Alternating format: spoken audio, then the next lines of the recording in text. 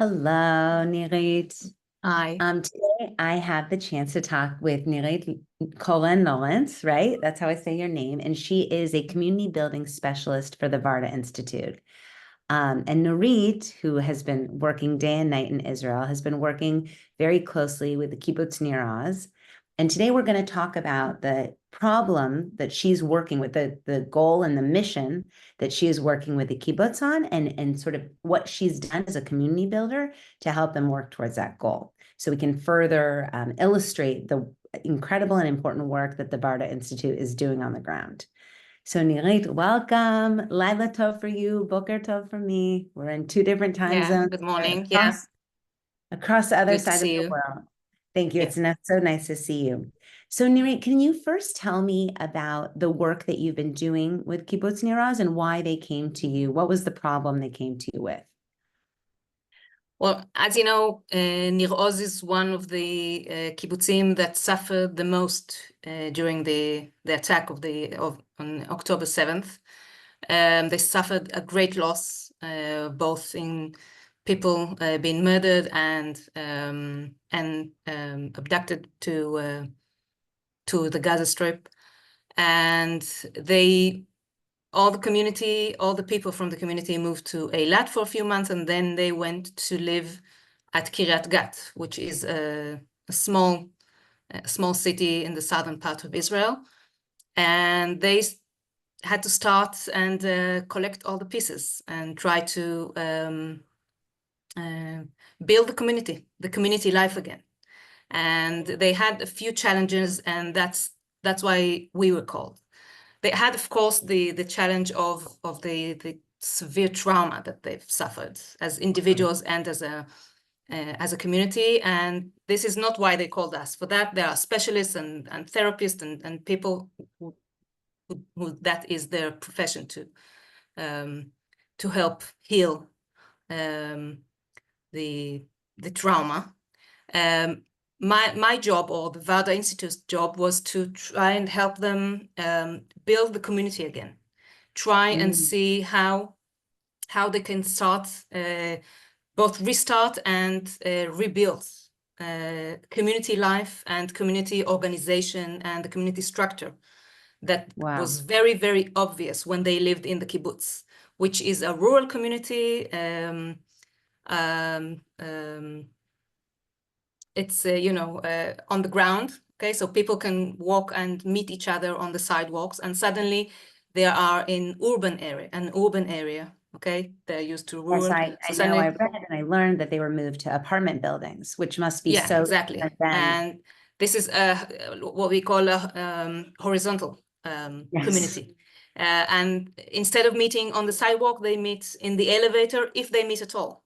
So one of the things that they talked about is how they miss meeting each other, just, accidentally on the sidewalk, or meeting each other in the dining room, or on the playground, on the big lawn near the dining room in the kibbutz, and just meeting each other and working together. They don't have that now. So I just want to ask you one question, because you said something so interesting. I really loved what you called out about you not being a therapist. And so you're not there to deal with their individual trauma, but you're there to deal with sort of creating a framework of a community again. They knew that they were an established community before, and now they have to rebuild that framework of community. So that differentiation is very interesting. And then the switch that they had, were they also grappling with a decision over, are they staying in where they're currently located, or are they moving back to the kibbutz? Yeah, so on top of all the trauma and the need to adjust to a different lifestyle, they also need to deal with very difficult decisions. For instance, do they go back to live in the same place in the kibbutz with all the trauma? Okay, if they do, when is it going to happen? How is it going to happen? Because most of the kibbutz is ruined, and a lot of the people do not want to go there, to live there, because of the trauma. On the other hand, they like the community. They identify themselves as Nir Oz. They are part. Nir Oz is part of them, and they struggle with that. with this tension between, I want to be part of the community, I love the people, I want to be part of a live community and meet the people. I want to keep on living with them, and meet them in during holidays or events, or just on the sidewalk. On the other hand, I can't imagine myself going back there. And on top of that, that a lot of people are still hostages in the Gaza Strip. So a lot of the families are dealing with that, with the hostages, and with losing people from their family. And so it sounds like there was so much ongoing trauma. In addition, a kibbutz is an intergenerational community, right? So it's a community that generally have lived there for people have lived there, their parents lived there, their grandparents lived there. So I'm sure that was a difficult transition to apartment buildings inside of an established city.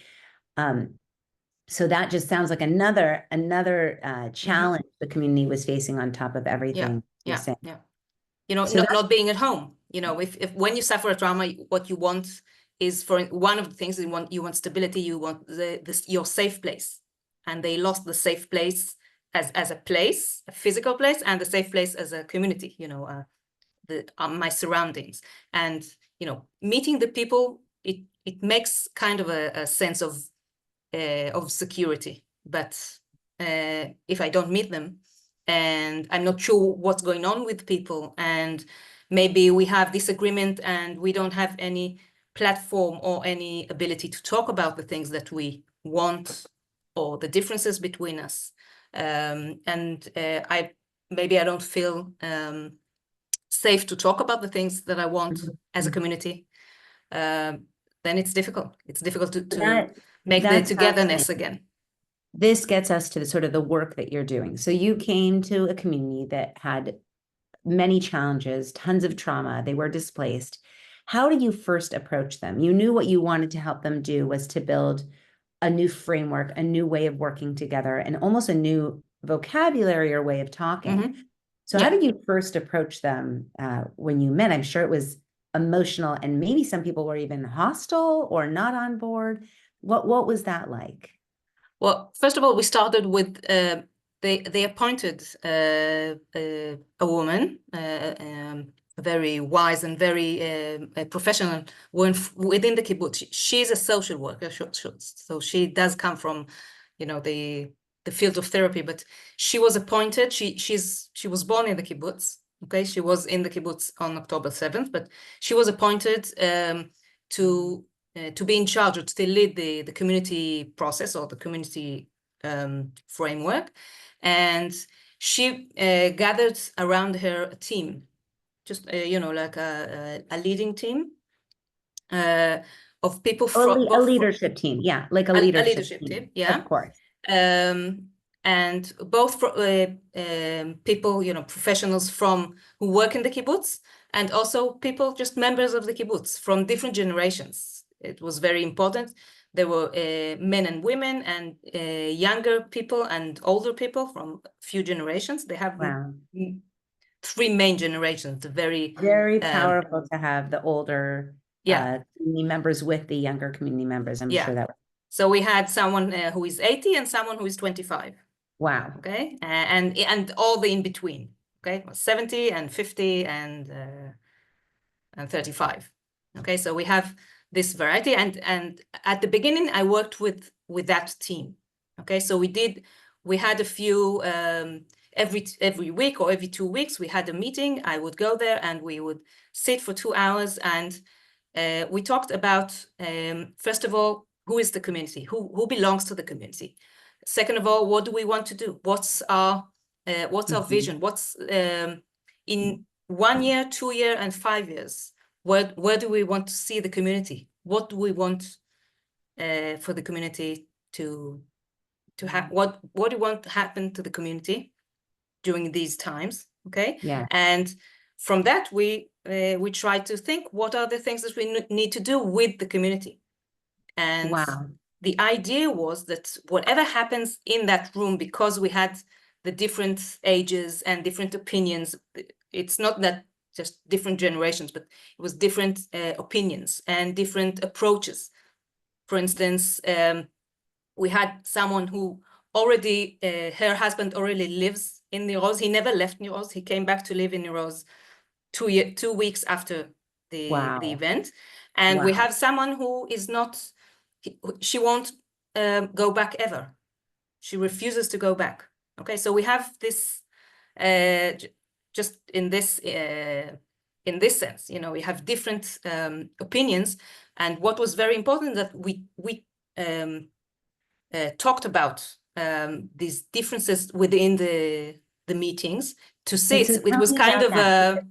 I want to ask you a little bit about that. Sorry to interrupt, but so you have these different people and you're physically in a room with each other, looking at each other. I'm sure just that alone was a powerful moment for the community. Yeah. Secondly, I'm assuming that there was even some fighting or even, you know, some heated disagreements about things, or maybe you're talking about topics that are very painful for people.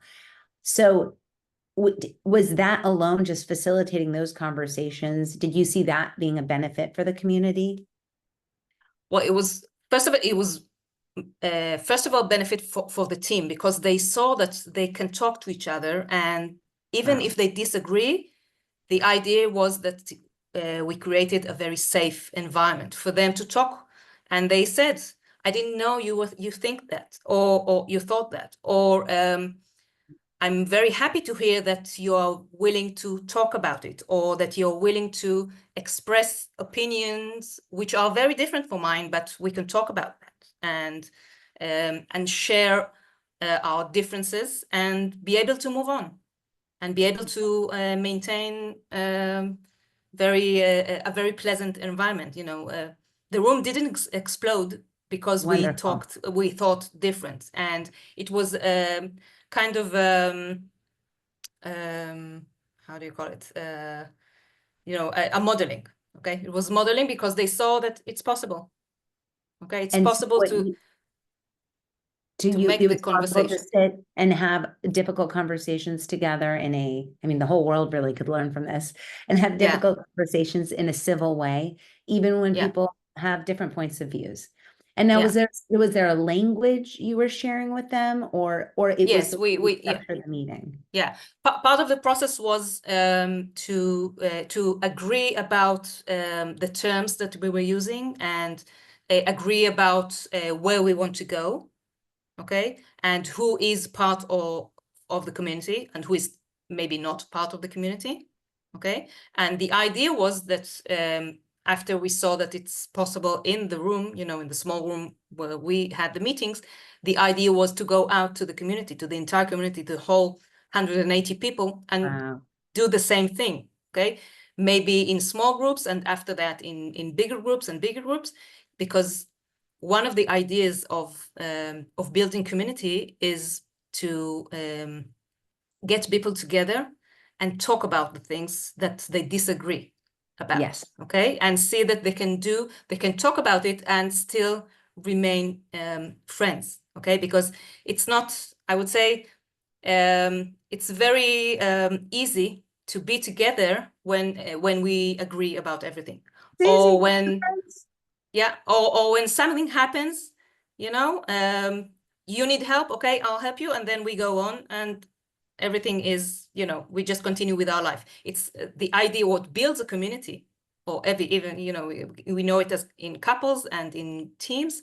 What builds a community is our ability to discuss our disagreements, to try and talk about the difficult decisions that we need to make, okay, and do it civilized, and do it while accepting that there are different opinions, different ways to look at things, different ways to do things, and see what's the path that we can do and we can take together. Oh, it's beautiful. And one of the things I heard you say previously when we spoke was this, it was sort of the art of asking the right questions. That here you have a group together, but you have to think about what kind of questions you're asking to get the group to have that kind of cohesion and that ability to talk to one another. And another thing I heard you say previously was that even though people had lived together for 40 years, 60 years, 20 years, and they knew each other, they didn't really know each other. And that depth of Yeah. that ability to talk to one another in a way where they got to really know each other helped them have the facility to make decisions later on, because now there's an understanding of what people have to give, of their abilities, and of who they are, and then they could work together.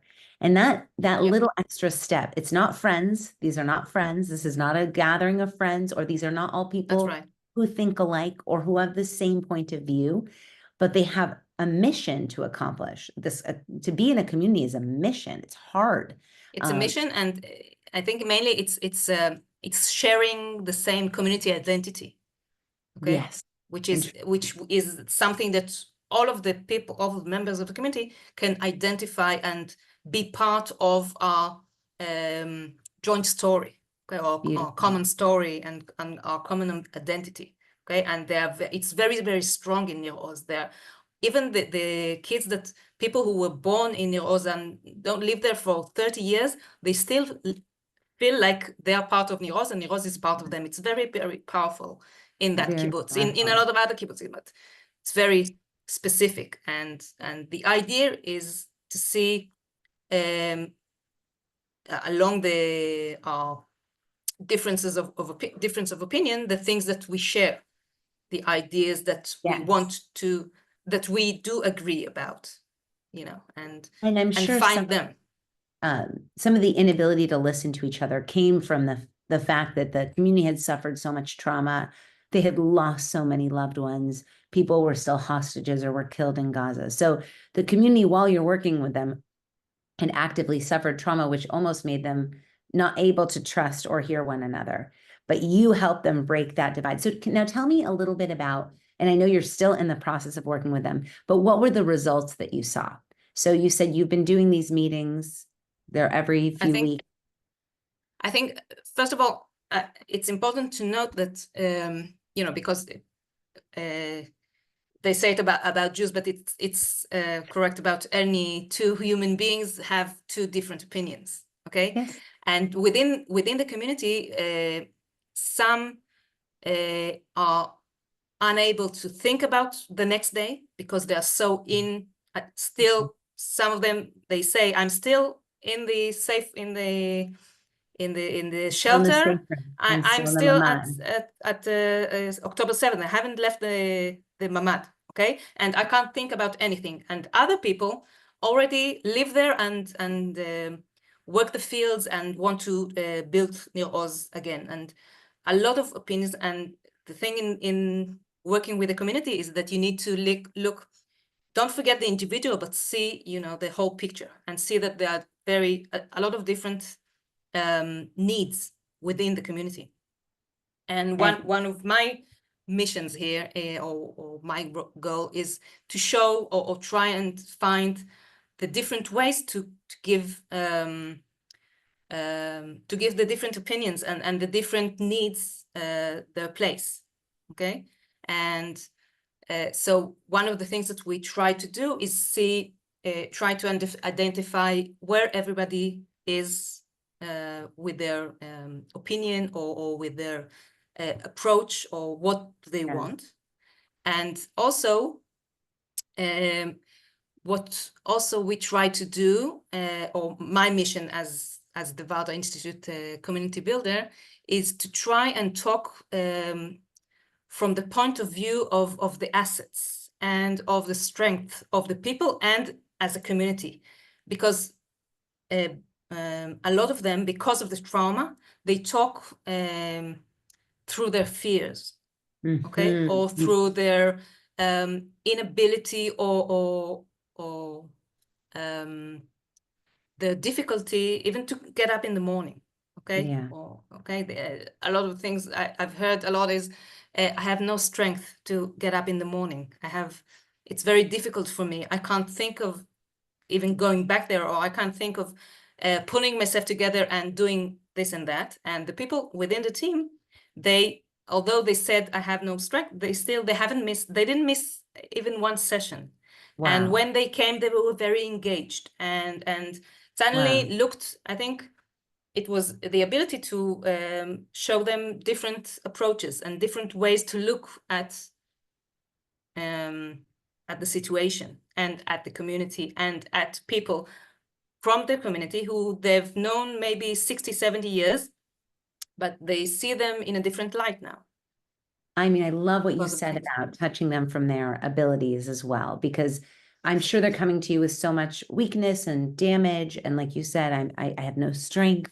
I can't be here. But I want to hear a little bit more about that, about how you're trying to uncover their assets or what they can give to the community, their strength. And then the fact that maybe people they lived right next door to didn't know that they had this strength that they could now benefit the community at this point in time. Maybe that strength wasn't as not important, but wasn't as relevant in the previous iteration of Near Oz. But where they are right now, what are the strengths of the community members that can help us make these difficult decisions and rebuild the next stage? So how did you go about uncovering an asset of a person or sharing that in these circles? Again, I think it's the art of asking the right questions. You know, Mhm. and one of the meetings we just we had the list of all the people from Nir Oz, both people who live in Kiryat Gat, where most of the community lives, but there are also other people who live all around the country, and they are all part of the community. Wow. They see themselves as part of the community, and the community sees them as part of the community. But you know, they are maybe in Tel Aviv or in the south or in the north, and going over the list with the people from the team, you know, and I would ask, who is this person? What does she do? Who do you think can help us or do this and that? And suddenly, they were like a fountain, you know, with information that for them it's you know, an obvious information. Yeah.